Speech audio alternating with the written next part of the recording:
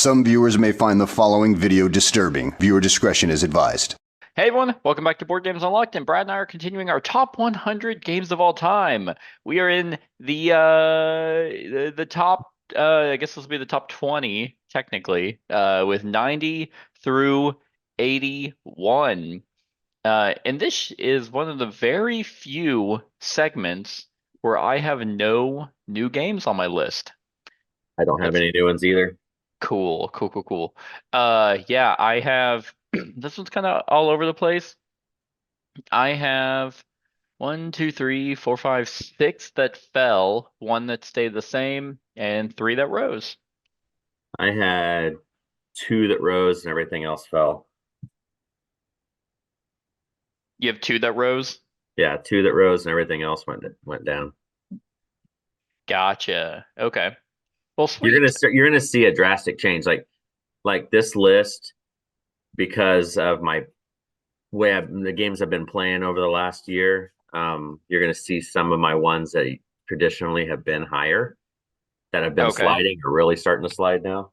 So you'll see that a little bit of that in this list. Okay. Yeah, mine's a hodgepodge, I think. So we can go ahead and get started with my number 90, which was 52 last year and 32 in 2021. And I still like this game. I believe, I mean, talking about spoilers a little bit, I have kind of differentiated itself from kind of a game that constantly gets compared to it. But I actually did play this game last year and completely demolished through my Prelude setup. It was pretty nice. I was pretty much guaranteed to win just from what I had at the beginning of the game, and that is Terraforming Mars. I don't see this game ever falling out. I mean, who knows? But because I mean, it is at 90 and it did drop 52 spots after being played.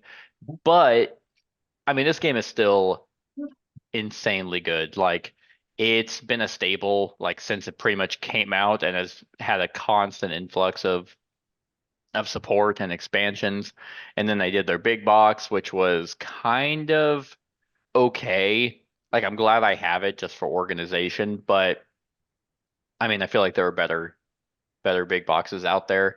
Yeah. If you're not familiar, Terraforming Mars is a game where you are doing just that. You're terraforming Mars, using cards. Like it's a card game at its core with like needing money to pay for cards to play out, which then have icons and abilities that allow you to kind of build your engine.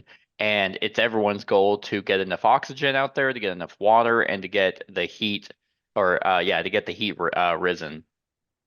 And then whoever has the most victory points at the end of the game wins. You're going for these milestones and awards, which are end game scoring.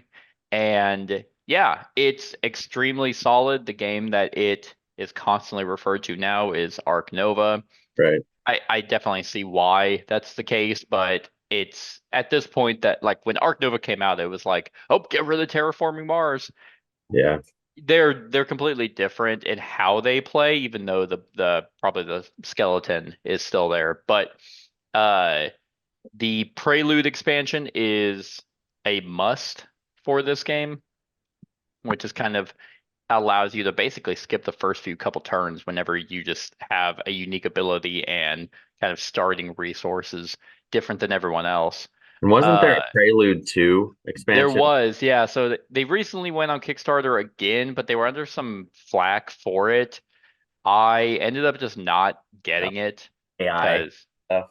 yeah, the AI art was kind of a thing. And also, like, I know there's Ares Expedition, which a lot of people like. And this was one of the few times where a Kickstarter went out and I was like, I don't really want to get any more. Um, so it's still really good. I'll play it anytime it's being offered. And so yeah, that's my number 90. Look at this loser without the recessed boards. I know. What is he, poor? Jeez, he must have never mind. I need to play this more. Like I have played it over the last year, but it's one of those that like you almost need to play like, 6, 7 times in a year to really Yeah. get it, because there's like, to get that rhythm going Yeah, with it. it's funny because the person I played it with, this is his favorite game, which Yeah. was really funny because of my Prelude setup, and I was like, yeah, I'm gonna demolish everyone here. But it's it's interesting whenever you look at games like this and the big box and stuff, and then you just have it in your head that it's gonna be so complex to relearn. And then whenever you start playing, you're like, oh yeah, I forgot that this game is actually pretty simple. This was in our last top 10, same issue with Yito, where I was like, God, that game is just so I don't want to learn it. It's gonna be so hard to learn. And then it's like, oh my God, is this like for babies? So yeah, Terraform Mars kind of has that, but still super good. Yep. Yeah, it's a good one for sure. All right, and I couldn't tell you right now if that's higher on my list or not. I honestly don't remember. Oh, gotcha. So, all right, so my number 90 was one of the two that did make a big jump, and it's mainly because I was late to the party on this game. I had played it like once before last year, so it just missed my list. It was at 138 last year. And then I played it more because my wife really likes this game, and that is the Isle of. Nice. Yeah, this is a really good one. Yeah, this one, and of course, I thoroughly get my ass kicked every time because it's spatial awareness and all that stuff. But this was one that it actually really surprised me. I knew there was a lot of buzz and a lot of hype for this game, and it lived up to it, and then some.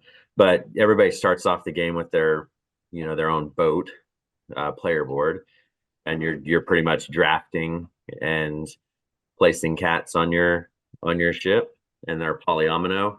So you got all that neat art and all the cute little fantasy cats and treasures that you have to place in there too, and all this different stuff. And it becomes a real, like at the beginning of the game, you're setting stuff up and everything, but then it like just comes crashing towards the end because the game end seems to come faster than you want it to in Hmm. this game. And you have those mice you need to cover as well, because I think those are what, like minus victory points if they're not Yeah, I covered. think it's I the think that's what it was. same thing as like the coins in Yeah, A Feast for Odin. yeah. So but this one, it has a ton of content. I only have the base game of this. I know that there's a lot more other stuff like the late arrivals, and there's been all kinds of junk for it. um but yeah, this one is really cool on the table. um you have to kind of think ahead a lot because of how you have to place the cats and try to maximize your space. There's also those they're lessons that are ways of scoring points that you can pick up. They're lesson Yeah. card things. So you can kind of get unique ways of scoring, as the game goes on. Um, it's just neat. It's kind of has that. I don't want to say set collection necessarily, but like if you're keeping your cats together, like the families of cats, I guess, Mm, the yeah. blues and all that stuff, you get more points a lot of times and stuff like that. Yep. But yeah, this was a very nice surprise Yeah, for. this is like a hodgepodge of mechanisms that feel like they shouldn't work Mhm. together, but they really do. Um, yeah, I think I have everything for this game. They did like a wooden storage, where tons of different expansions like kittens and unique boats, which definitely liven up the game. But yeah, base game of this is extremely solid. So Yeah, what's really funny is the designer of this game is where it's is the he? dude that Frank West is his Yep, name. he did City of Kings, which like. I don't know if you if you ever played that, Oh, I did. but It was very, very mediocre, I thought. yeah, yeah, 100%. I actually played this game, City of Kings, recently, like Huh? a month ago, just because a friend had a copy. And I'm like, you know what? Maybe it's just been so long. Maybe it's actually good. No, it's not. But it blew my mind that years later, as I played City of Kings, I'm like, oh my God, that same designer of that game made this one. So just kind of 9-day difference, and this one took Yep. off. Um, did you play their Race for the Raft, like their other Isle of Cats style No, game? the only version of this I played is this one, the base game. Okay. Yeah. Yeah, the Race for the Raft game was basically I mean, it was in the same universe, but the game wasn't the same. I didn't end up trying it either. Oh Yeah. yeah. But that's a that's a really good pick. I like Yep. this game a lot. Yep. My Yep. number 89 was number 89 last year. This is the one that stayed the same, and it was number 103 in 2021. So it's actually risen from 2 years ago, and it's just surprisingly stayed the exact same. This is a game that you actually don't like, although I think the expansion made you like it a little bit more. Not enough to really, be like, oh, now I'm gonna go get it. But You're gonna laugh uh because if it's the game I'm thinking of, I'm actually getting ready to buy it because I think Amy would like it. oh, well, we'll see. My number 89 is Yep. Res Arcana. Is this it? Yeah. Yeah. Oh, nice. Because it's with it being 2 player, I think this would be one that she would enjoy, and having that Yeah. expansion that you're gonna talk about. Yep. Yep. It'll- So I've only actually ever played this at 2. I don't really see any reason to ever play with it more, but I mean it's Tom Lehman, which I believe is the same guy that did Race for the Galaxy, Yep. which I've never played, and Sandcastle Games, which this was his first game from that publishing company. Although I think they've made another one since then, but it didn't really do much. But Res Arcana is a really neat like little game. Like it's at its core a engine building game. Not even really an engine building, but kind of like engine finding, I guess, is you start with 8 cards, and at the beginning of the game, you're dealt out these 8 cards, and there's no rhyme or reason. It's just from a deck. And you look through it before you even start, and you figure out what best way to utilize those 8 cards to transfigure and transmute resources, gain resources of those different colors there, to use those for other reasons, to be able to buy these locations like the Colossus, because you're trying to get to 10 points, Right. and the first one to do that wins the game. You're also trying to vie for, I can't remember, like there's other massive locations that if your cards are really good at doing one thing, you can try and go for a location that's really good about doing stuff with that one thing. Mainly, you want to get those big ones like the Cursed Forge. You want to try and get those because that's a more efficient way of you getting victory points. But the 2 expansions that it actually has, which surprisingly it has 2 expansions, kind of fix the potential problem that just the base game has, where since you're just dealt randomly 8 cards, you could have multiple cards in there that are unusable. Now, my defense is the cards that don't do anything inherently, you use those for other reasons. Like you don't ever really have a dead card.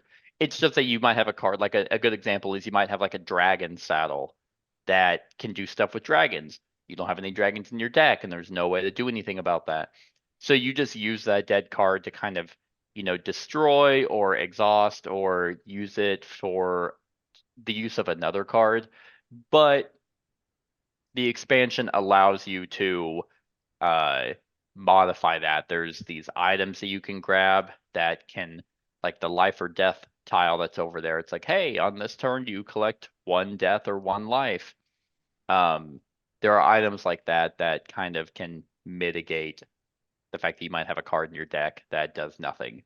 So while also adding more cards, more mages, it's very simple to learn, and it just feels good. Once you figure out that your engine is actually kind of kicking off, then the game just kind of really speeds up, and then it really ramps up for you just kind of figuring it all out, and it's your turn, and you just I'm gonna grab this, I'm gonna turn this into that, I'm gonna do this, I'm gonna grab that, and I win. Like it's it's just extremely solid. I'd imagine they're done. I mean, 2 expansions for this kind of game I think is pretty good. Yeah.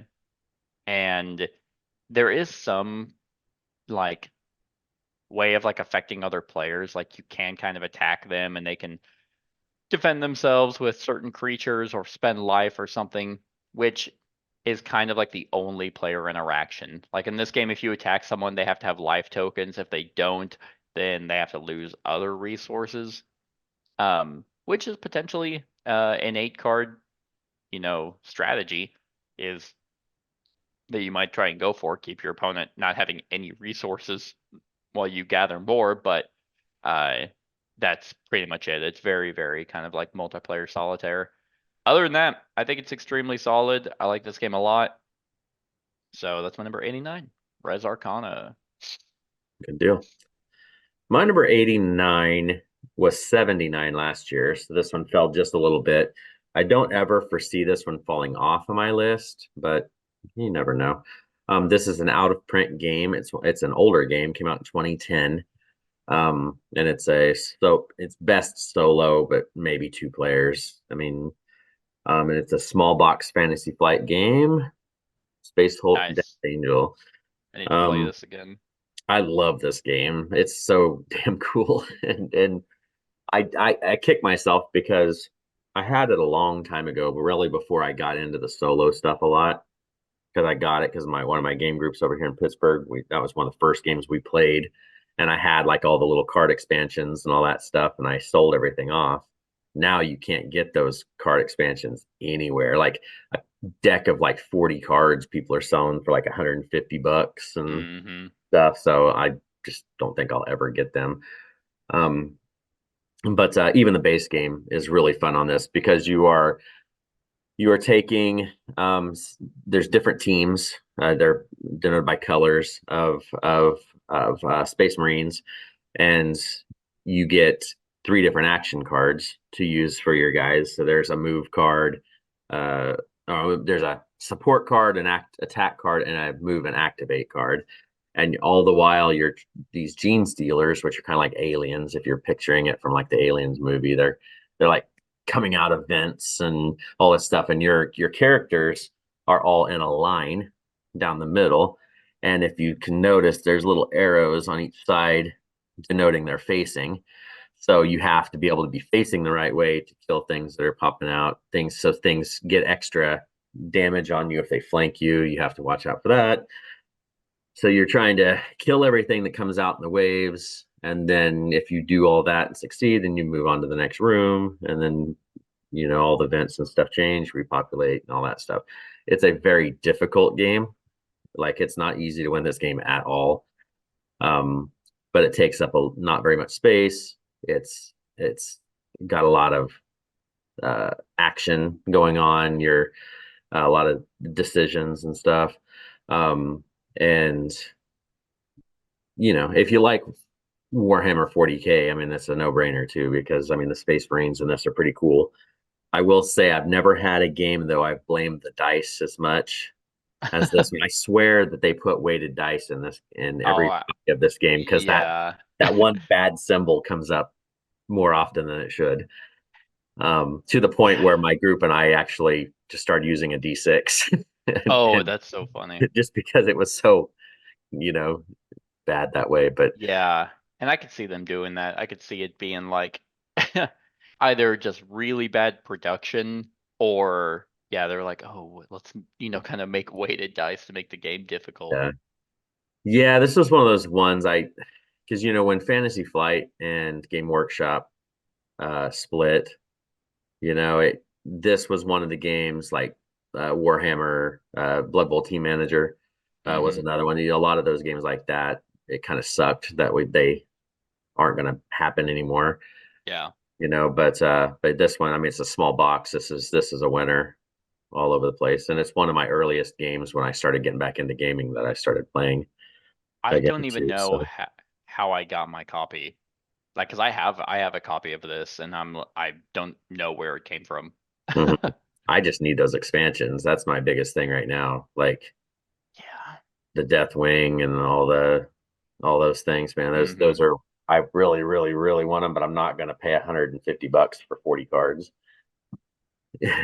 Yeah, I don't know. I think getting those kinds of expansions is always very difficult. You have to have someone who just really doesn't care about price gouging like that. Yeah. Or they don't know what they have. Yep. So All right, anyway, that's my good pick. 89. All right, my number 88 fell from 58, so it fell 30 spots, and in 2021 it was 135. So I don't know what the hell happened between 2021 and 2020. It went from 135 to 58, and now it's like right in the middle.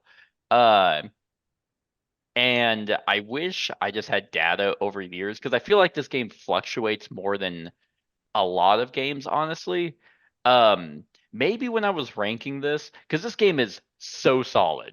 Like, if you hate chess, this is the game to play because I guarantee you, even if you like chess and you're like, you still would much rather play this, at least in my opinion. But the expansions for it were so bad, Mhm. at least one of them specifically, that maybe I just had that in my head. But my number 88 is Yeah. Onitama, by Arcane Wonders. I always forget that they're the ones who made this. So like I said, this is a chess-like game specifically for two people where both people have 5 pawns essentially on the board. You have 4 pawns and then you have your emperor. I don't know what the hell this is. This is weird positions or weird pieces. Yeah. Um, but this is not what the game looks like. I don't know what I think they found rocks and dragons. I mean, it still Well, works. the cards are the important part though, right? Yeah, the cards are really what make this game. But yeah, just know that you're not going to get rocks or um Dragons. any of that. But so you have 4 pawns and then you have your emperor. The thing about this game is everyone has these 2 cards that are movement cards. Every single piece of yours can move in the way that it's shown. So like the maybe boar is what that is the black square is where you're at, and then the brown squares are how you can move. So both players have these 2 cards. You can see exactly how your opponent is able to move, and whenever you play a card, you swap the card played with the one in the middle. So in this case, if I played the boar card, I'd swap it with the rabbit. I'd now have the rabbit movement. But your opponent will also play a card, and they're swapping out with the one that you just swapped. So over the course of the game, you are giving cards and movement abilities to your opponent. So it's a lot of thinking on how you're able to move and what movement you're going to be handing your opponent. You win the game in 2 ways. 1, you kill their emperor, or 2, you get your emperor to land on the throne of the other side of the board. I've won both ways. Like I haven't played in a way where like enough to be like, oh, you always win this way. Mhm. Like or oh man, landing on the throne is so much easier. I've never personally found that. But yeah, the expansions, well, there were some expansions that just added more moves, and those are great. But there was one expansion added like a hidden movement element, the light and shadow. You had to like light up columns to try and catch the person's ninja. And it's like that idea works in a completely different game. I felt it took away from what Onitama is. It's like, hey, you know this perfect information game of a 1v1 strategy abstract game? What if we added hidden movement, the complete opposite of what this game is? I didn't like it, but so I don't even think I ever really because there was like a way of the wind expansion, which it's like it just muddied the game up way too much. It's like this is supposed to be a clean, efficient, chess-like experience that the expansions just kind of, fucked with it too much, I think. So I don't even have those expansions. I love this game at its core, and it's super good. So if you're wanting a 2-player abstract game, I highly recommend Onitama. Yeah, I've never played the physical version of this, but the app is really nice. If you want Okay, to try it out before you buy the game, the app is really solid. So I've played it nice. way a handful of times. Sweet. Yep, So there you go. You can give that a shot as well. all right. Well, my number 88 is my other one that rose. So all the rest of them are fallen after this one. Okay. And this one just missed last year. It was 103. And mainly it's because it's a new edition that I just got last year. I hadn't played it a ton, and I played it more this year. That's hence the jumping up of the game. This was an all-in-one game found project that brought a game that I like all into one box, and that is 51st State Ultimate Edition. Nice. 51st State was a game that it kind of was a weird game at the very beginning because it's been out for a long time. The original 51st State came out quite a while back. Yeah. But then when they did the master set, it kind of took on the Imperial Settlers. It almost was a reskin of Imperial Settlers for the most part, but and that still is what it is today. But they've added all these. This box in particular comes with all 6 of the expansions in it. And you're pretty much doing the same stuff. It's just post-apocalyptic theme.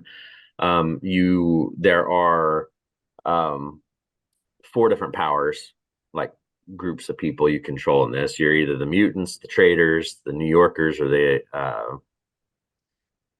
Appalachians. So those are your main ones. I think there was a Kickstarter special one too. I can't remember the name of it right now, but so pretty much you're just going and doing kind of like you do the thing about this is the same thing that makes Imperial Settlers cool. Each card has, different uses, multiple uses. You can, in Imperial Settlers, it's called making a deal, or whatever. And this one, it's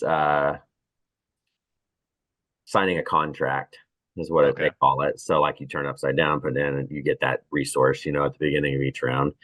But you're kind of doing the exact same thing as you would with Imperial Settlers. I mean, you have your board. You're going to be building your city out and just getting resources and doing all that jazz. And you can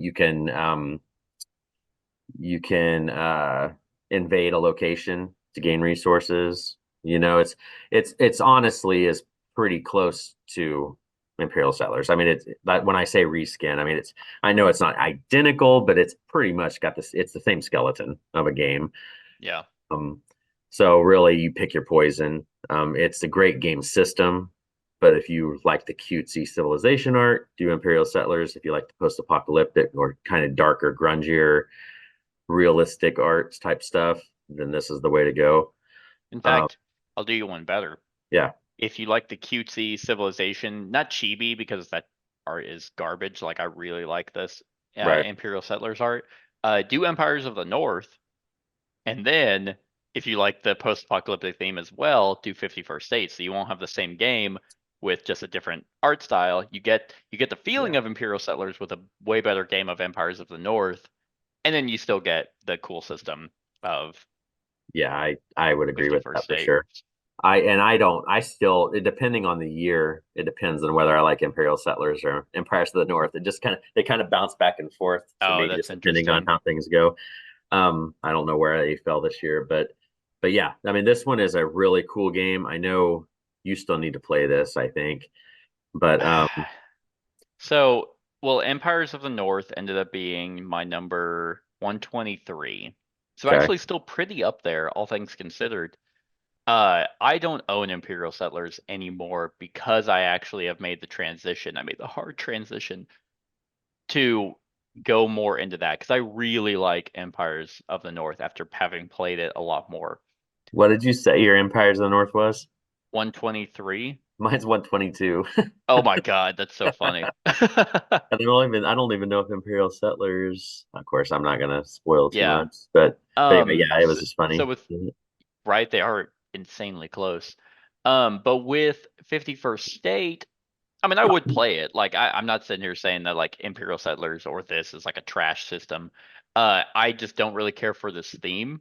Mm-hmm. And with it being the exact same game, pretty much, it's kind of like, well, yeah, I understand that. Where's my post-apocalyptic Empires of the North? Yeah, there's a reason that this game wasn't as popular as Imperial Settlers. I mean, you can get more people to play Imperial Settlers than this. But you pick it however. But this one is this is the best version of this game, obviously. So if it intrigues you, try to find this Ultimate Edition because it has everything released for this game. Yeah. Yep. So That's a good point. Okay. Awesome. My number 87 is one of the very few games that you've shown me that I've liked. few games. Yeah, there's like probably like 3 more on this entire list. It was number 76 last year, so it's dropped a little bit. I think I'm actually gonna try and play this game this weekend actually, because it's been a hot minute since I have played it. And it was number 42 in 2021, which probably was the year it was shown to me. This would probably go up whenever I replay it. For some reason, I just never get it to the table.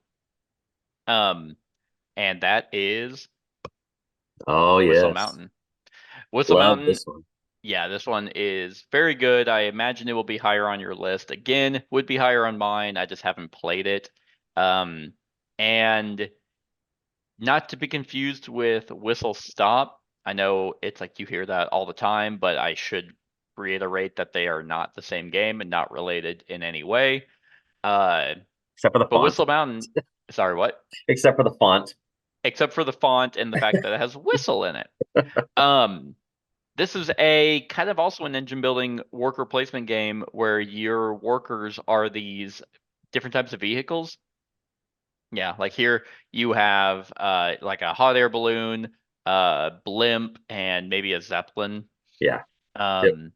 And you place them on action spaces around the map to do kind of like your basic actions, but you can also place them onto the grid spaces to utilize construction that's actually on the grid spaces and get resources that way. This game, what's really, really cool about it is it's very free flowing. I know the first time that we played, we had kind of like okay, like a timing issue where it's like, oh, can I interrupt this to do this, which allows me to Right. then do this, and then I can finish out the action. And um and then like actually I think Luke, is it Luke Laurie? I Is that the think guy's so. name? Yeah. He actually answered that question on the forum. Yeah, Luke Laurie. Okay. Basically confirming that you could, and it's like, oh, that's really neat Mm-hmm. because a lot of these kinds of games are very rigorous on its actions, and the fact that you could like interrupt stuff to gain items and to use abilities, it's very, very cool. The point of this game is you're kind of placing these polyomino pieces out, constructing into the side of the mountain, and as you're doing so, it's causing water, which water rises, which then eventually will cover up action spots that you can no longer go to, and causing your little meeples to fall in and potentially drown. Those meeples in the pool are negative points for you, but so you want to rescue them if you can. And there's like a lot going on, but like not a lot going on at the same time. It's a very clean system, but I don't think this game actually took off as well as it should have. I mean, it's Bezier Games, so I think they always really make good stuff, but I really think that like this one just didn't do as well for whatever reason. I think that's the whistle thing. I You think because the people that play it love it. It Mhm. just I don't think it's hit as many tables as it should have. Yeah. And because it doesn't sound like Whistle Mountain does not. I mean, the only thing dealing that if you look at that name, like it doesn't induce a theme for you. Like Right. whistles are in the game. They're wild resources that can Mhm. be used for anything, and that's it. I mean, other than that, doesn't have anything to do with any of that junk. Yeah. And we played this and it had a blast. I think this was one that Kat even joined us on. She did, yeah. But the only two minor complaints this game I have, the same thing I think you did too when we were talking about it, is the board is weird because you have to put it together like a It's puzzle, which is strange. yeah.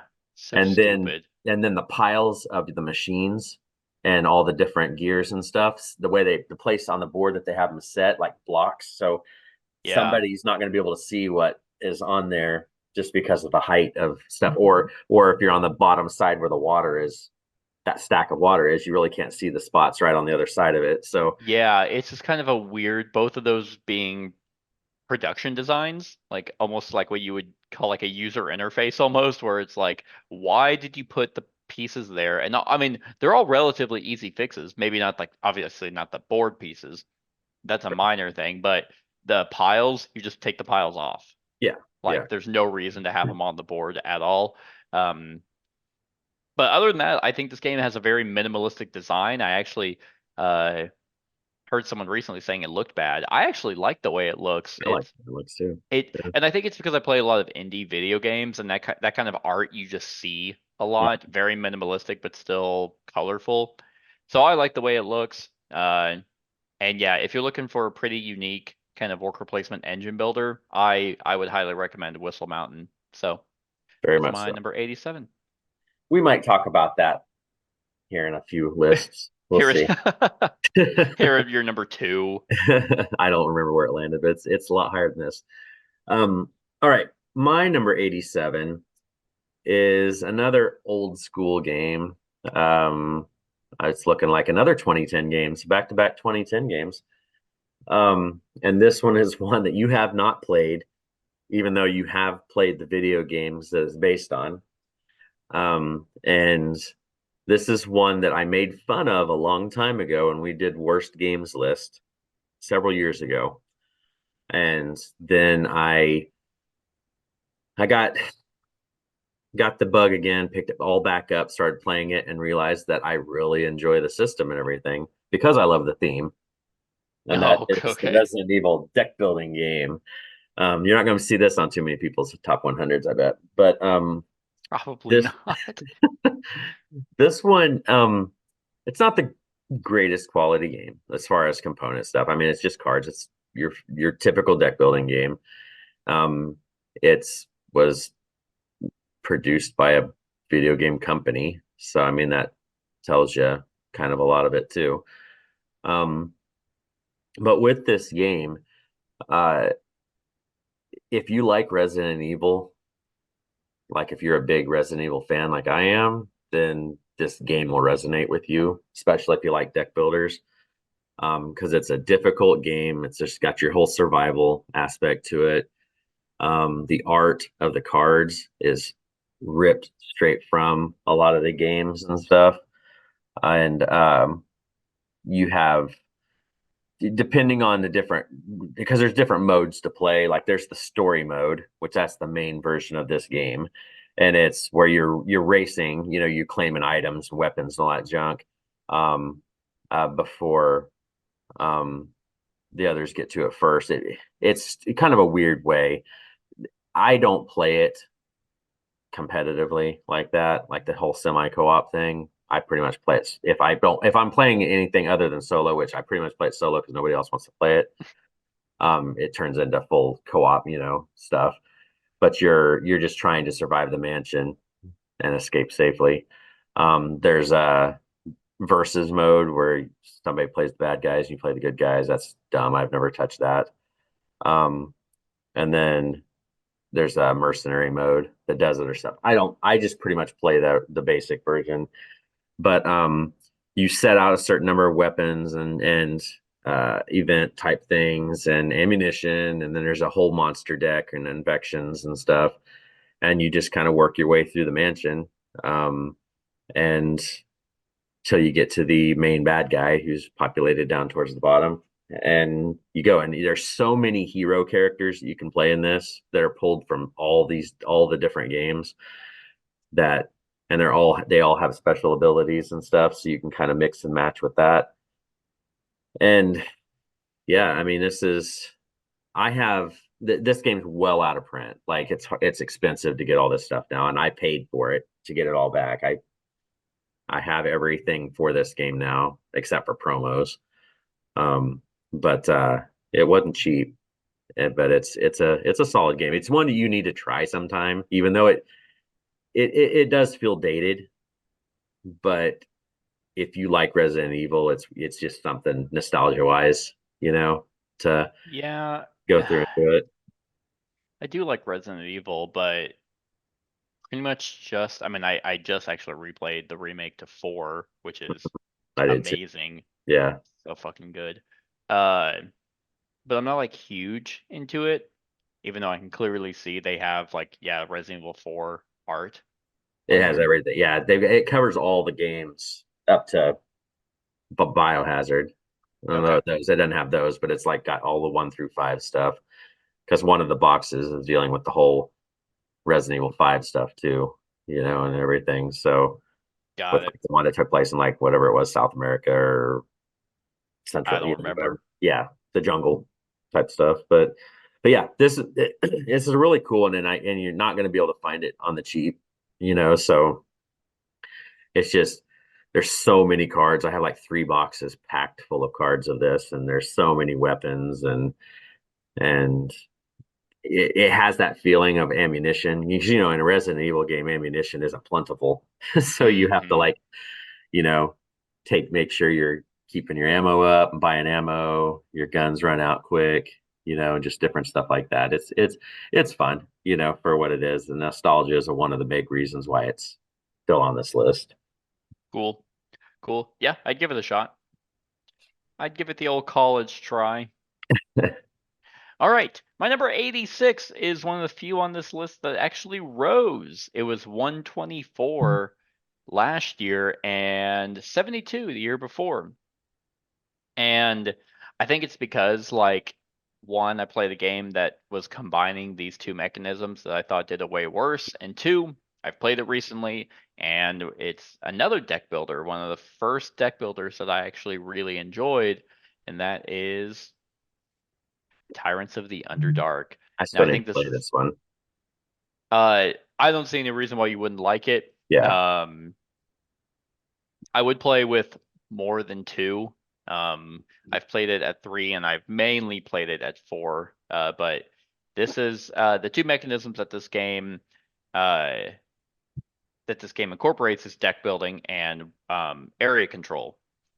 And it does both of those very, very well. Like it's the central element of both of them. So because you basically use your deck building for the area control element. So you have these different workers that you kind of place out to create trails from location to location to then put into those locations for victory points um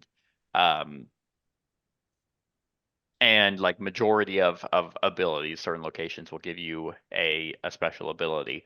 But a lot of your actions and everything are dictated by your deck of cards. And this game came with 2 expansions. It's either 2 or 1. I Tyrants know of one for the sure. I'm not sure about. Underdark. It just came out with 1. Yeah. Yeah, the Aberrations and the Undead. And so that gave it to where I think there were 6 or 8 different factions that you kind of mix together to make as the market. But it's kind of your standard deck builder. You have your regular cards that you can just purchase if you don't really have a whole lot to do, and then you have the market of cards. But what's really neat is you can actually kind of see it. The Beagly, I don't know. I don't know what that is. Actually, I think that's just a different language. This guy right here. Yeah, that one. Um, it does that thing where eventually you're going to want to try and get cards out of your deck and into your inner circle, which is just a location that is where they will score. And some will score more points for being in your deck, others will score more points for being in your inner circle. So that card is worth 1 point if it's in your deck, but if you can get it out into your inner circle, it's worth 3 points.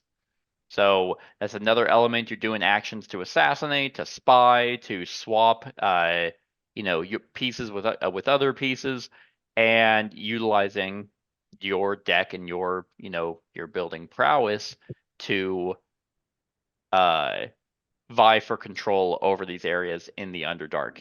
It's very straightforward, but just such a good combination of both of those because, like I said, you don't really see deck building mixed with area control.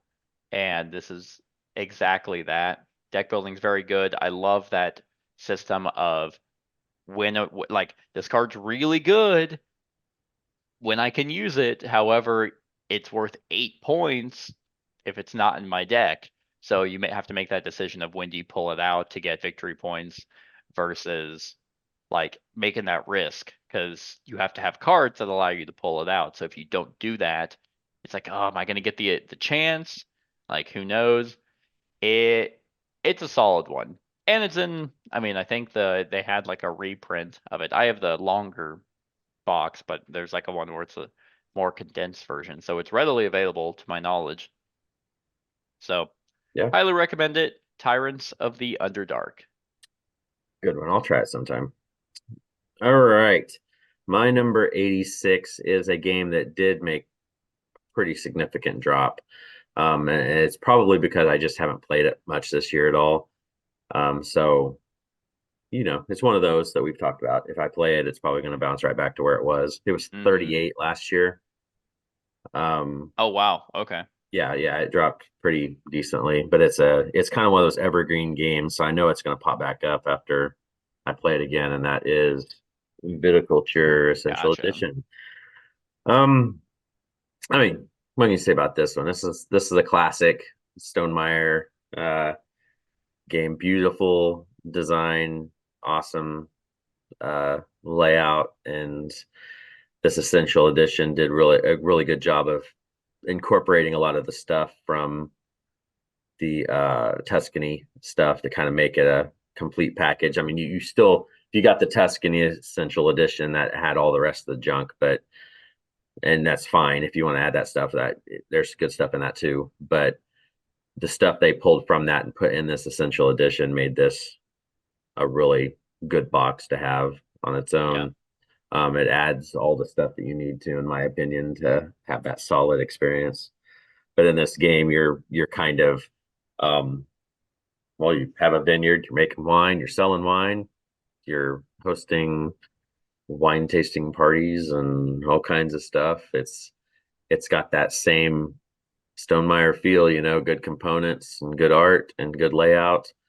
And there's just a lot of cool decisions, having all that, the worker placement portion of it, knowing when to place workers in the season, and stuff, and not to use them all up early, to have them for the end, the winter, whatever is good. I like that they added that Grande worker. That was a big addition that came. Game changer. Yeah. So, and then like the mama and papas and stuff like that. It's a really cool game, and the only reason it fell is because I just haven't played it much this year. I played it quite a bit the year prior. The solo of this is really cool. The last time I played this, I think I was using the solo, the cooperative, whatever that one was called, the Viticulture World, yeah, and that was fine. It plays really well at good count, like 2-player, it plays really well. I've played it at 4, all the way through 4, and it plays really well. It's just a good, solid game, and it'll always be like when I said evergreen, it's always going to be something that is around. It's interesting. I replayed this and I remember really, really liking it. What do I have it rated now? I think it was sitting at like a 9 at one point. And I replayed it, and the randomness of the cards kind of annoyed me more than they had in the past. So it's sitting at a 7, which is still good. But for some reason I also just can't seem to want to get rid of it. I think it does a lot of things so well that even though the randomness of the cards they're exactly that, it doesn't really hinder the experience. And I do have the co-op Viticulture World, and also I was like, man, that actually worked very well. Don't think I ever want to play it cooperative again. Yeah, this is meant to be played this way with the Essential Edition, having the 4 seasons, having the Grande worker, Yeah, all that good stuff. It's just one of those. It's neat because it even has that little area control thing. You wouldn't expect to have like a little area control thing in a wine game. Oh, You you're know, talking like about like where the bottom those left. stars are. Yeah, yeah, Yeah. and stuff. It's just got kind of got some neat little, just neat little things. Yeah. There's the right mix of a lot of different things. This was kind of one of the early games for that company as well. Yep. And it's still. I mean, I know Scythe kind of took off and is kind of their best thing right now, but Wingspan.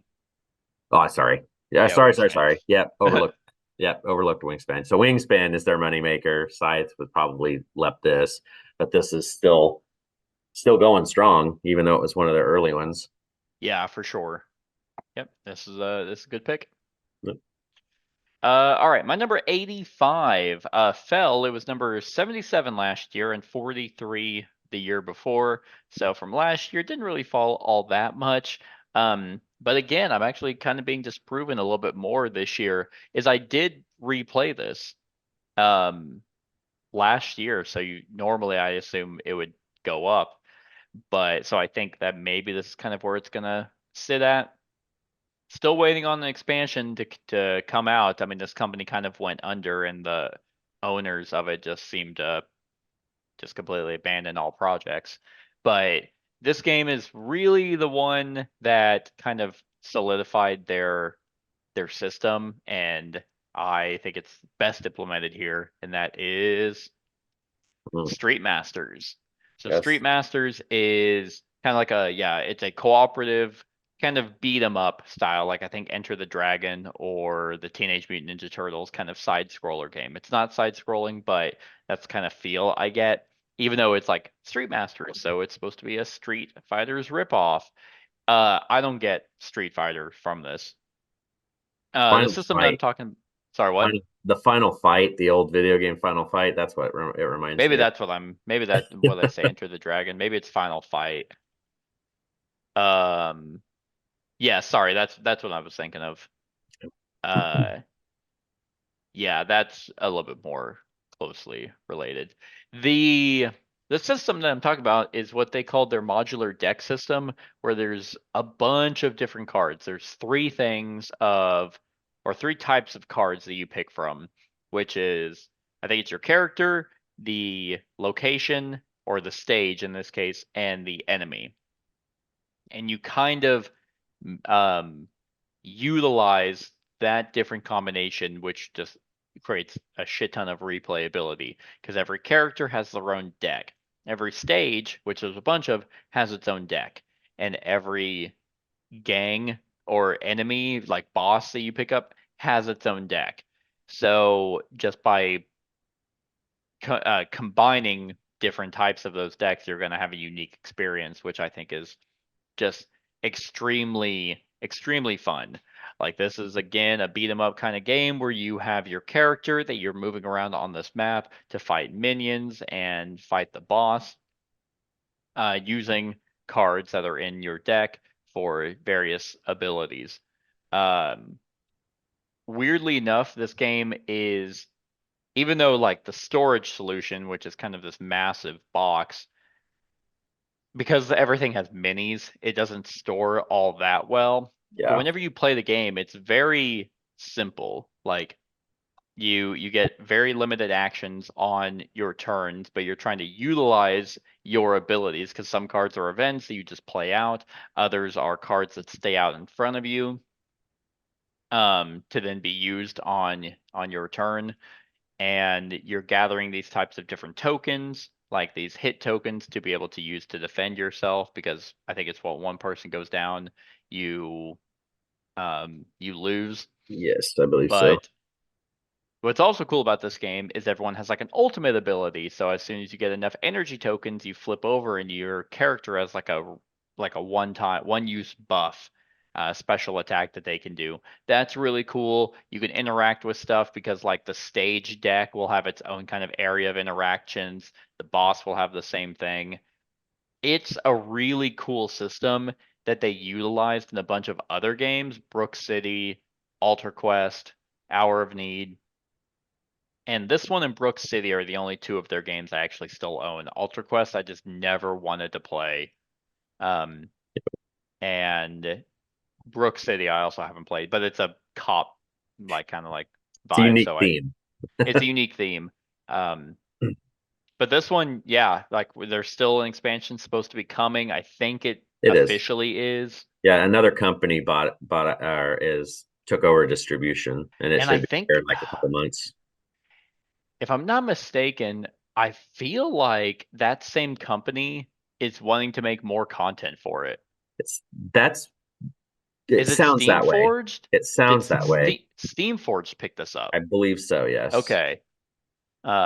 And I think they said they want to make more content. So, I mean, if they keep the same system, then more Yeah. content, or maybe a storage solution. That would be really cool too. Yes. But yeah, this one is very unique. Like not a lot of games kind of do what this game does, and I love card games and I love massive amounts of replayability. So Street Masters has that in spades. So that is my number 85. Well, and the other cool thing about this, and I really haven't dove into it a whole lot yet, but every single hero character has like a story Yeah. deck or a story thing. So you can play through like their backstory.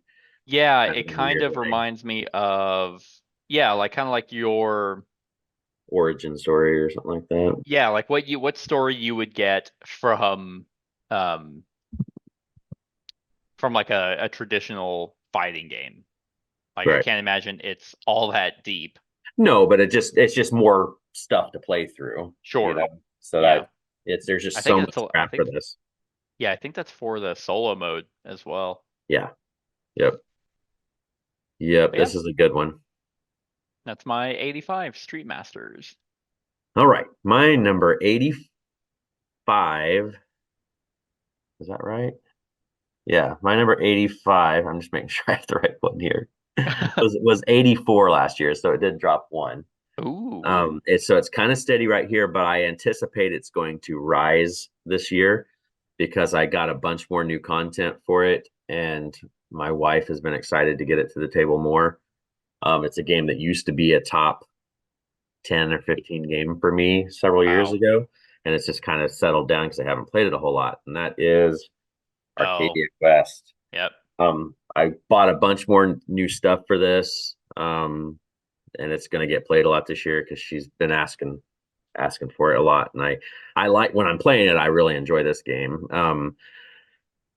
and so I mean, it's a light campaign game. It runs through six parts of a campaign. There's 6 Mhm. segments of it, so you can play through a campaign pretty quick. But each person's going to have 3 heroes on their team, and it is not. It's kind of a weird thing. There's different winning things you need to do to win. Like you always have to have a PvP kill. That's Yep. always one of the suggestions. And there, depending on the scenario, there's another thing you need to get. And I think it's whoever gets 2 out of the 3 or something like that is the Yeah, something wins like the that. scenario. There's tons of characters for this. There's and some are more powerful than others. Some really find their strength in certain scenarios that maybe seem weak. Other places they're strong in other scenarios. The one like the one dude, I can't think of his name. I want to say Blink, but it's the one that's like goes invisible and does different stuff. Like Is it Wisp? Wisp, maybe that's what I'm thinking. Yeah. There's a scenario, and I think it's the cemetery one, that he's like super powerful because he can just kind of like sneak past all the stuff and grab stuff and go. It's so Gotcha. they do a lot of different stuff like that. But yeah, this one is Simon, one of Simon's kind of earlier ones. I mean, I Yeah. know Well, they were Zombie cool Side mini or not back then. yeah, cool mini or not, yes. But yeah, I mean the production's really cool on this. The chibi miniatures are what they are, but yeah, I mean it's kind of I like how that you have that character development a little bit, so like you can get new weaponry and and items, and you can kind of hold them in your deal. I have not had a chance to play Starcadia Quest, which I almost think I might like more because you only have two characters Mm-hmm. and more slots to do stuff with. So you can kind of mess around with it that way. Yeah.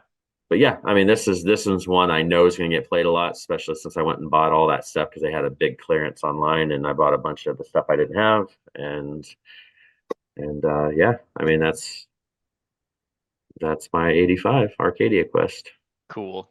Yeah, I haven't played this since God, since it came out. I mean, I'm sure we'll see Masmora higher on your list. Bullshit. God, Arcadia Quest came out in 2014. Yep. That's probably correct. Yeah, and they've just had tons and tons of content, but yeah, I don't know. This game it just didn't do it for me. But way back then, I don't know if it would be up or down or if I'd feel the same playing it again. I bet you knowing what it is, I'd probably have a fun time just jumping in for a Yeah. full player game. It's But it's my one of my wife's favorite, like, just dice chuckers. So yeah. so she doesn't like dice chuckers as much. She more normally likes like the Euro kind of engine build Mhm. kind of stuff. But when we do a dice chucker, this is the one she wants to do. Nice. So because she can kill me.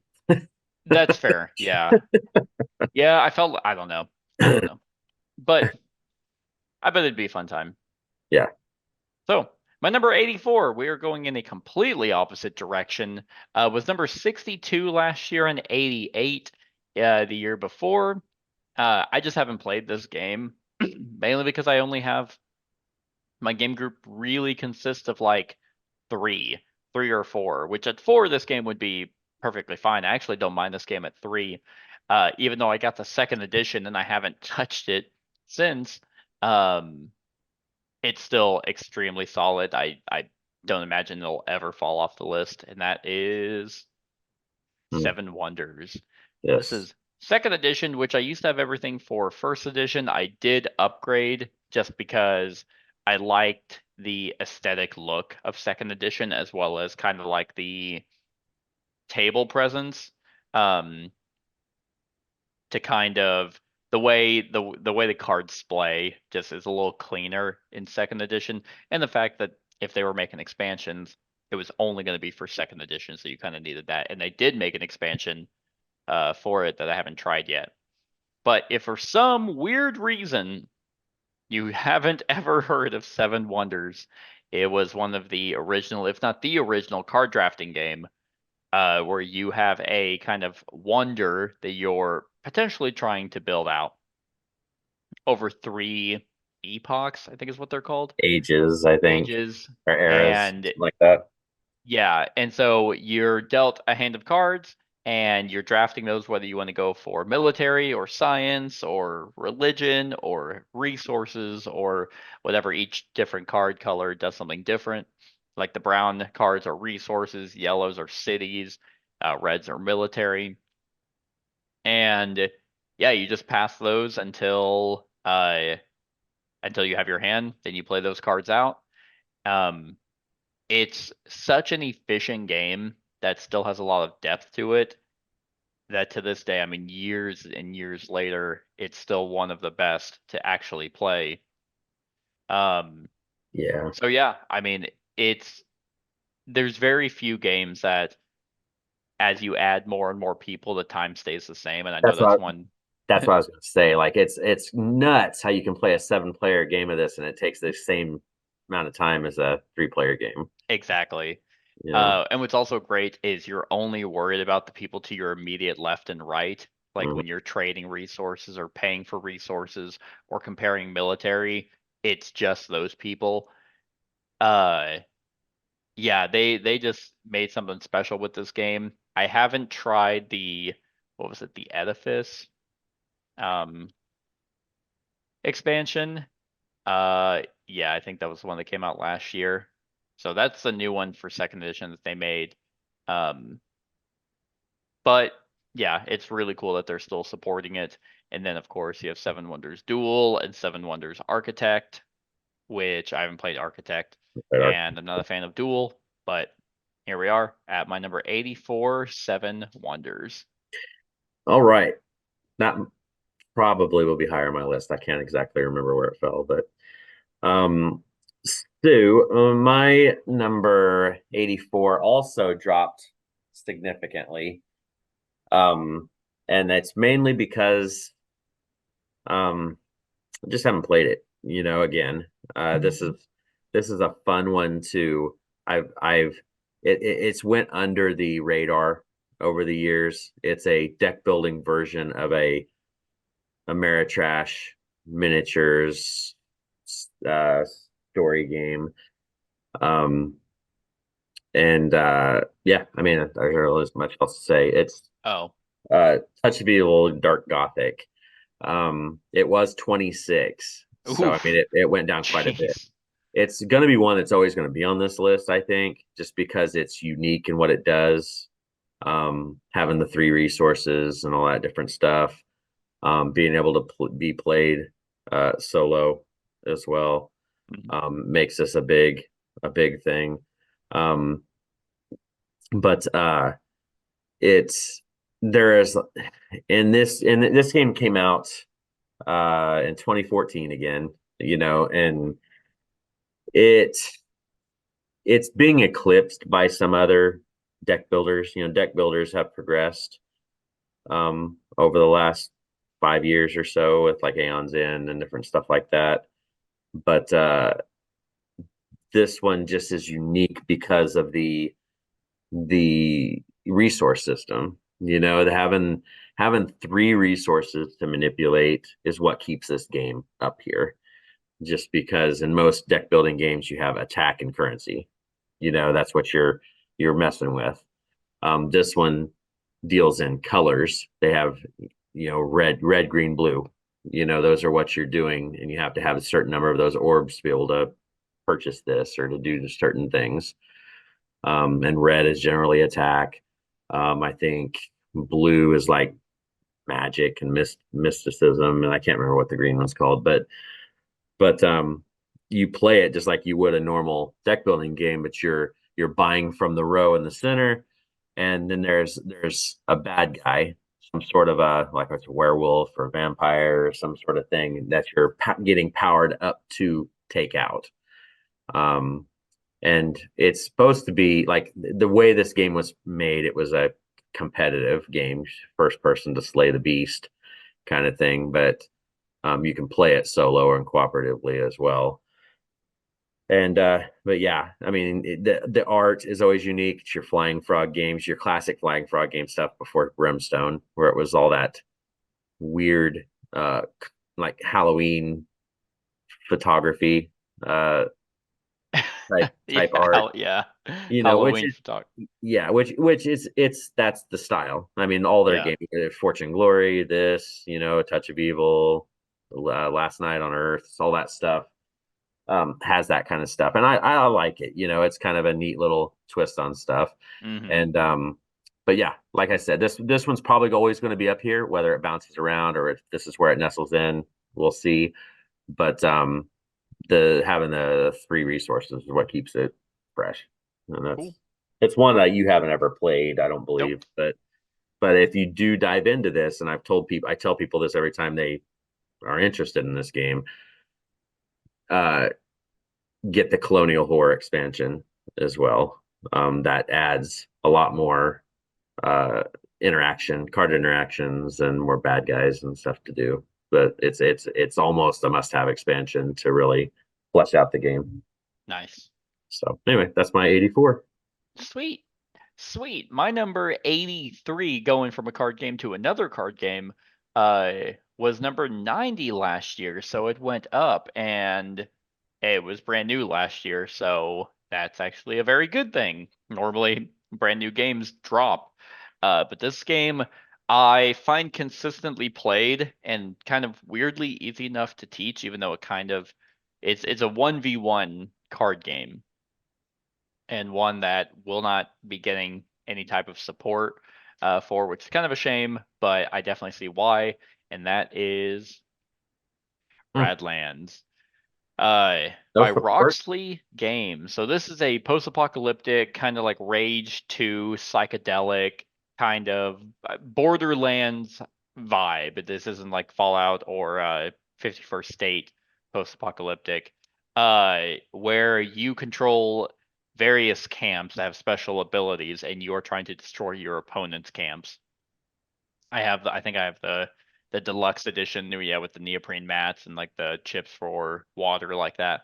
But water is your resource. That's what you spend to do a lot of actions. Basically, all your actions of playing events or playing cards out or utilizing abilities is you need water. But the point of the game is to destroy your opponent's camps, which on here, the camps are at the bottom of that 3-column row. And the camps are what make this game very, very cool. Because at the beginning of the game, you kind of draft what camps that you want, and that's going to kind of steer in the strategy you're aiming for. So what cards you're going to try and look for, how you're going to utilize them are going to be centered around these camps. But what's also very interesting about this game is that it is a shared deck, which in like Memoir 44 I really don't like, mhm. but for some reason here I do. And I think it's because the cards are also multi-use. So at the top left they have an icon, which is an action that they have, like, oh, I can use this to put down kind of like a scrub, which is that pink face down card, or I can use this to advance an event, or use this to get a water, or whatever it might be. So if you're kind of like looking for cards and you're like, I don't really need that, or that doesn't really work for me, you can always trash it to get the top icon ability. It's just an extremely solid 1v1 game. Like I really like the way that this sets up, because you play cards in that column to protect your camps, use those people, tons of ways to actually play. Like there's a lot of strategies, and it just works. I mean, I know Roxley Games just kind of made this, it feels like. And with the balance of the game, I know the designer has stated that they're not making any expansions because it would throw off the balance. Right. I find that a little weird. It's like, well, play test your game, um, or come out and just say, I don't fucking want to make expansions. They gotta put all their money into Dice Throne. That's pretty much it. Yeah. Like, a reprint and an expansion for this game would probably get them a lot of money, because I know a lot of people were looking for this. I wouldn't mind. I want to play it because I mean it looks really cool, and I, you know, another 1v1 game with a small box like this. But Yeah, I would want to play. I would want this version, and you can't really find this version without without paying. paying a little bit. some- Yeah. I just hopped in on the Kickstarter because I think I was really high on Roxley, and I was like, oh sure, and it wasn't all that expensive, but of course that's no longer the case. It's it's a really good one. I'd be more than happy to show it to you, because yeah, it's very, very clean. Presentation is awesome for it. Add it to the So list. yeah, I just did. So yeah, that is my number 83, Radlands. All right, my number 83 is going to go in another direction, as you know we've been bouncing around. This one was 76 last year, so it didn't drop a whole lot. And this is a game that is known for its broken player powers. That probably gives it away. And that is The Voyages of Marco Polo. Nice. This was This one, my number 110. okay, yeah. If you look at the old designers up there in the top right, this is one of their early games, and they have put together quite the list of games over the years that's just Especially fucking Simone yeah, I mean they've been Luciani. knocking it out of the park like crazy. And this one is one, I mean it's your typical Euro with a little twist. It's got dice in it. You're going to be rolling dice and then using those dice to do different actions. And the higher the number of dice that you use will determine how powerful that action is. But the thing that this game is known for is having the complete bonkers player powers that you get at the beginning. Everybody's power feels like it's broken, and it is true. Every power is broken in one way, and you really have to go that direction. And if you utilize your player power the best, then you have a good shot. The thing that irritates me about this game is I cannot get or find the expansion anywhere, and it's completely out of print. They don't make the expansion that has all the other player powers and all the other stuff Yeah. for it. It's like just falling off the face of the earth. Because I don't want to buy the second one of this, the Marco Polo, the Voyages 2 or whatever. This is the version. I've heard it's better. Well, I've heard flip-flop on it, and Okay. the things that people have said they liked about that is that they changed the stuff that I liked on this one. So that's why I just keep this Gotcha. one, because plus that one's got like more of it seems like it's more of an Asian-y kind of Oh, theme. gotcha. It's even though this one deals with Beijing, China, and goes that direction. But Yeah. pretty much, I mean, this is one of those games, and these designers, because they did like Lorenzo Il Magnifico is one of theirs as well. They use the whole rolled dice, the power of the dice does different stuff. That's a common mechanic in a lot of their stuff, and I really enjoy that. Using the dice is almost kind of like a worker placement thing. And what another thing I like about their games is a lot of times the symbology is very similar. So you can jump from one of their games to another, and it's not identical, but you can kind of see, like you can tell almost nowadays if it's designed by those guys, Yeah. just by all true. that stuff. And this one was one that I was really late to the party on because it was out of print for a long time. They came back with it finally, and I loved it. And then the expansions just never come back, and it's been years. And this was a 2015 game, and I mean this one's awesome. And like if I played it more, it would definitely be higher. Same. I maybe play it once a year, at this point. But I really enjoy these guys' games, especially when they team up. And so yeah, I mean, like you said, it just missed yours. So it's just only because I haven't played it, but I agree. It's one in my collection that will always be in my collection. I'd have to go check. I actually think I do have the expansion. Oh, you asshole. I don't know. I think I ordered it from Europe years ago. Yeah, But I mean, that shows how long it's been since I played my copy. I can't even tell you if I have it or not. I'm surprised they just haven't. I mean, it wasn't that big of an expansion. Just put it out, man. It's I don't know. I don't know what stops things like that besides just logistics of not enough people are demanding it, but I could see them they made the sequel. I was gonna say I could see them doing like an updated Kickstarter, but they made the sequel, so maybe not. Yeah. So anyway, that's my 83 Voyages of Marco Polo. Good pick. My number 82 is probably an outlier here of of a spot. Not because I don't like the game, but because it was 167 last year, and it jumped all the way up to 82. And this is not because I've been playing this game a shit ton or anything like that. But it is a very unique game that I find very frustrating, but in like a positive way, and that is Decorum. So Decorum is they call a game of passive aggressive cohabitation. The theme is that you are living with someone. In a 2-player game, it's a significant other. In a 3 or 4-player game, it's roommates.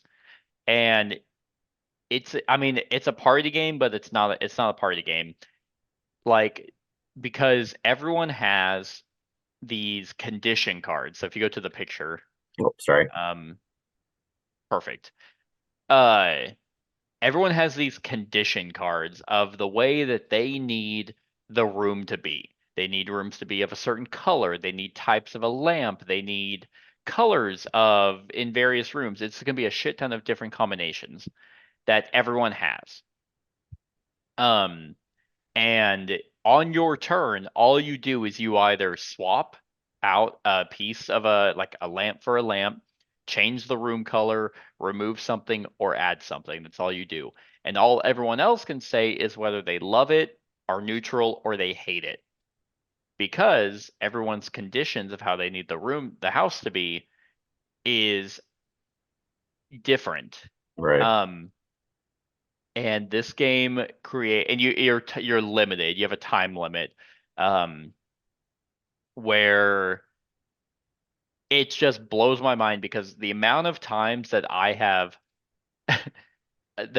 played this game and thought this is a busted scenario. It cannot work. Is it's a lot, honestly. But then whenever you like, I remember having a game where I was like, it's impossible. There's no fucking way that you can actually get this to work. And it was a 2-player game. And I remember sitting afterwards, because we gave up. I remember sitting down afterwards, looking at both the condition cards, and it took me like a good 10 minutes to figure out how it was actually going to work, and it does. There are a few issues I do have with this game, which is why I don't actually see it being that's why I'm saying it's weird. I do like this game because it is very, very thanky, and once it clicks and once everyone is like, hey, I'm satisfied, everyone has met their conditions, it's extremely rewarding. But man, there's a couple things that I think they could do. They're supposed to be working on an app to where you can just randomly generate these conditions, so kind of like Turing Machine did. Right. This game is meant to do. I don't know where that app is. But my suggestion for the app, because you have these pre-made ones, and even the ones that are generated, they need to have a way to show you the solution. Because if it's not clicking for anyone and no one knows how it's supposed to be done, like if it shows the solution, that would be like, hey, okay, you didn't make a busted game. And it would just be rewarding, be like, well, man, we can't really figure it out. And then you just kind of hit solution and then on the app or whatever, and it's like, boom, here you go. Here's what it's supposed to look like with all these conditions. I don't know what's happening with that app, but if you want a very, very unique kind of puzzle game, Decorum is a really good one. And yeah. And what's also neat is like depending on the number of players, there are sections of the game. In a 2-player game, it's called a heart to heart. In a 3 or 4-player game, I think it's just like a house meeting where you are allowed to tell other players your condition. Yes. In a 2-player game, obviously you just tell the other person, but in a 3 or 4-player game, you have cards that have each of your conditions on it, and you can only share it with one person. So if you're like, hey, I need every room in the house to be red, and someone keeps fucking with the color, you give them that one and be like, hey, asshole, like, I need the rooms to be red, okay? And so now they know that, and then they can now use that information to apply to their conditions. It's a really smart game that could be significantly improved, one, with more replayability with the app, and two, implementing that solution thing in the app. So that's my number 82, Decorum. Yeah, it doesn't look like something I would enjoy. No, I don't think you would. Like, I think you'd probably get frustrated with it, and it is cooperative, so Right. like the 2-player game, it's weird. It feels like they designed it for 2 because there's like 20 something scenarios for 2. And it's supposed to kind of tell a story where like and it's funny because I always have that voice where it's like he's a businessman doing all types of business and she's a cat lady. Can they ever cohabitate? God. But they have like their unique quirks that kind of fit to their Right. personality. But what's interesting is like that's in scenario 1, whatever. It's like Jane and Jandis are living together. Can they make it work? But then you play like scenario 15, and then it's like Jane moved in with John, and you're like, oh my God, did Jane and Jan just break up? It's because they couldn't fucking live together because they don't work out. It's just like they did a weirdly decent job with kind of like the storytelling of it. But man, this game can be so fucking frustrating. Because you'll be sitting there playing and you're like, okay, because they'll be like, I'm satisfied, which means that's the other thing you can do on your turn is you can say, like, all your conditions are met. So you're like, I'm good.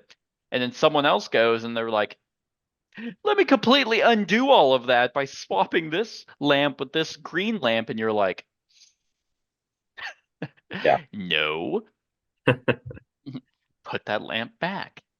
That has my mom's ashes in the bulb. It's like, wait, what? Yeah. So anyway, 82 Decorum. All right. Well, my number 82 was 69 last year. This is one that will probably always stay probably in this later half. It's um, a really cool, I guess, Euro style game. And it's one I believe you own, I believe. And that is I do. I actually own Istanbul. the big box for it. Yeah, I do too. This isn't, yeah, obviously this isn't the big box, but big box has all the expansions and stuff in it as well. Um, but this is a really interesting game because it has a deal. I don't know what you would call it. It's almost kind of it's not Mancala, but I mean you have your stack of workers, and as you're Mm-hmm. moving for all these different tiles, you have to drop one disc off at a time, but you can only go so far. You have to backtrack and pick them up, and then go around. And you're doing all these different things, like you're trying to you have a wheelbarrow for that holds your resources that sits in front of you, and you're trying to make it bigger so you can hold more resources because you need to have this certain number of resources to do this, which gives you this, which gives you a ruby, and it's this whole resource manipulation stuff, which is your Euro aspect of it. And in game is getting 5 rubies. So there's all these different things you can do. The expansions add different tiles and locations that do different things, and some resources in their own right. I think there's like a coffee. I think that's one of them that does coffee and stuff, or Coffee cocoa. and chocolate, I Yeah, believe. cocoa, cacao, or something like that. Yeah, but so yeah, you're. What's interesting about this though is because you can have. I mean, the replayability comes in how you get the tiles laid out. Like you can have them laid out all different ways, and there's also those other pawns in the game that kind of go around, move around the board. I can't what they're called right now, but one of them you can pay off. You have to pay if they land. To keep going, you can be arrested. And if you get arrested, you have to get knocked out of that. Also, if you go to I want to say it's like the fountain. I think that recalls all your Yeah, your that brings everyone back. discs back to you.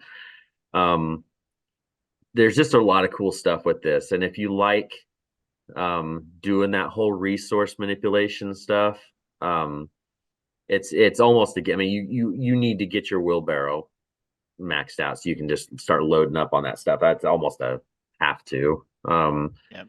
But yeah, this one's one that I bypassed a lot initially. Mm-hmm.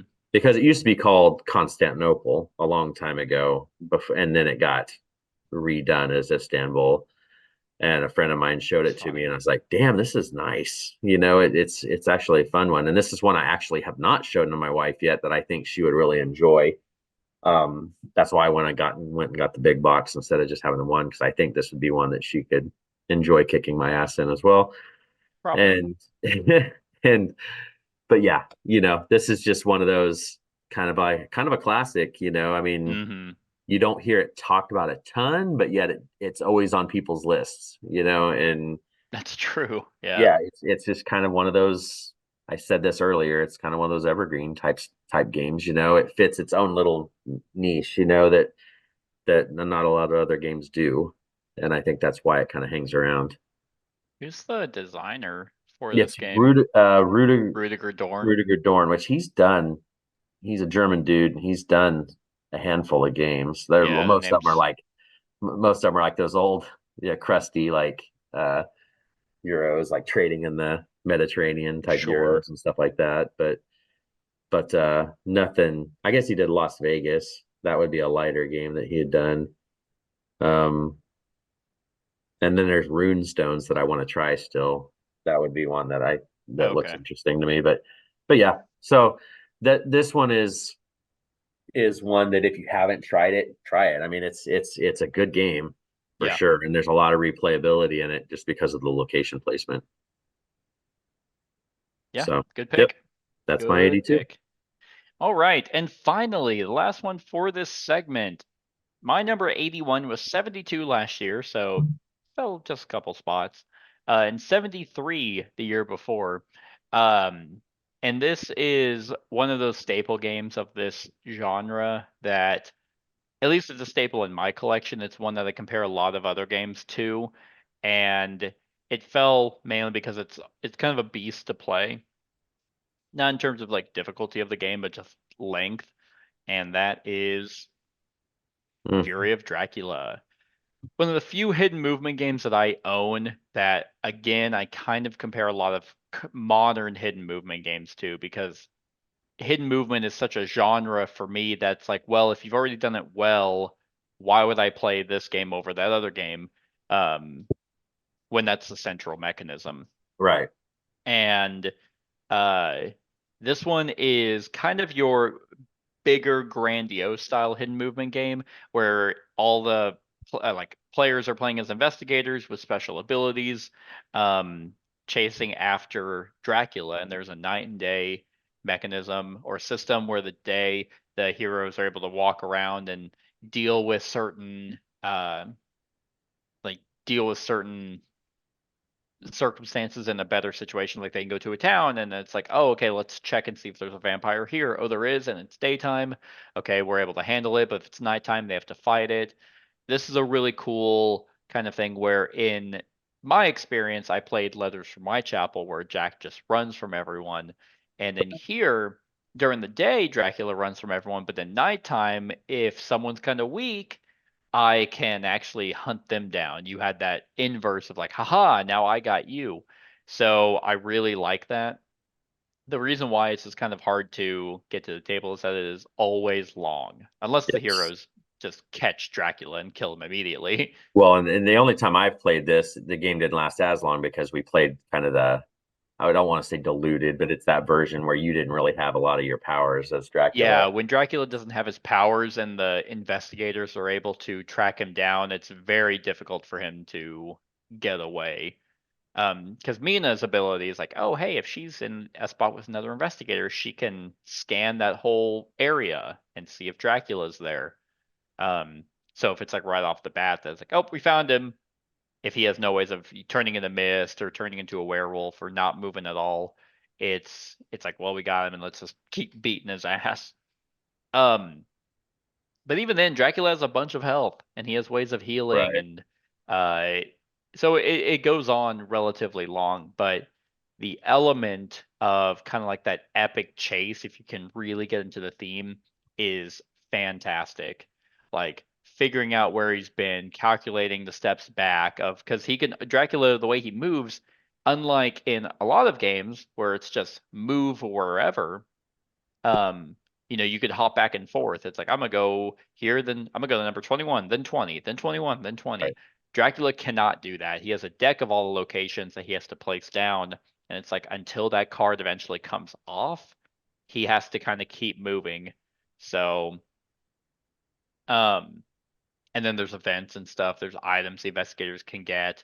Uh, this is a bigger game that does the hidden movement aspect really well, in my opinion, that a lot of modern ones that I've been playing recently, there's been two. There's been two hidden movement games, and I play these a lot for some reason because I really like the genre, but Beast kind of had a pretty cool feel to it, and Stifling Dark had another really cool feel to it.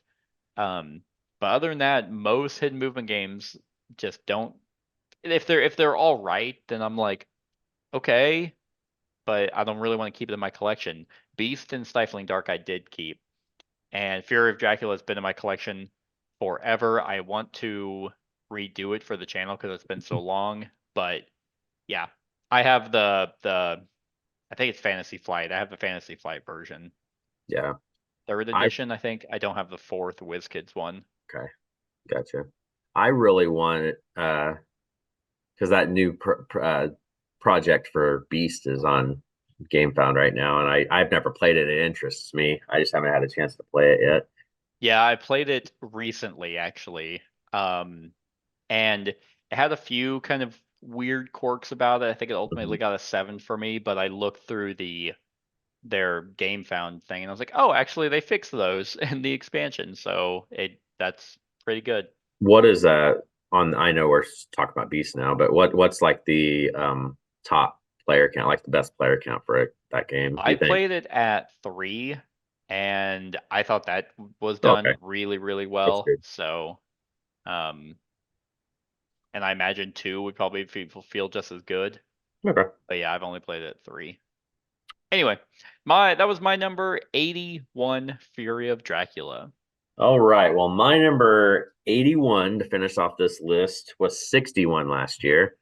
And I have a feeling the only reason it dropped, because this game has always been on my top 100 since it came out. The last expansion that came out for it was kind of a souring experience for me on this game. So I'm probably just never play with that one again, and it'll be fine. Okay. And this is actually a version of a game that you had already talked about on this list. This is the 2-player version, and that is the Seven Wonders. Nice. Yeah, on its way out. No, Boo, I think Seven Wonders Duel. that last expansion, and hell, I can't even remember the name of that stupid expansion. I really did not like that last one. And I like the Parthenon and stuff, but that last one that added like the Senate and all that stuff just Yeah. was I think not. funny enough, I think I like that You expansion. did. You liked that expansion, yeah. That's so funny. But this one fits perfectly for my stuff because I Seven Wonders is one of my wife's absolute favorite games of all time.